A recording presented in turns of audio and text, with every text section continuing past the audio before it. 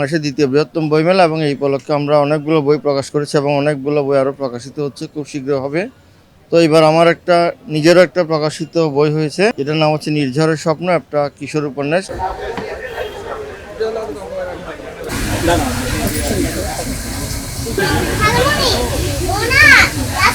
এবার তো বইমেলা আসলে কোথাও হতে পারি নাই রমজানের কারণে মূলত, এবং একটু দেশের পরিবর্তনও হয়েছে, সব কিছু মিলিয়ে। তারপরেও যে একেবারে বাদ যায়নি, এখন হলো অল্প দিনের জন্য হলো, ভবিষ্যতে শিডিউল চেঞ্জ করে আবার পুরো দমে হবে, এই প্রত্যাশা আমরা রাখছি।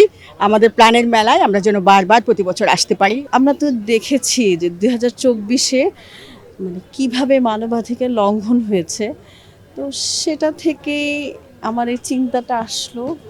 আমি চেষ্টা করেছি, আশা করছি সবার এটা পড়ে ভালো লাগবে। মানবাধিকার লঙ্ঘনে মানে অলমাইটি কিভাবে নিষেধাজ্ঞা দিয়েছে সেটা যেন সবাই জানতে পারে। আমরা মনে করি যে এই বই মেলায় এমন বই থাকা উচিত যেগুলো আসলে মানুষকে মানুষ হয়ে গড়ে ওঠার জন্য উদ্দীপ্ত করবে।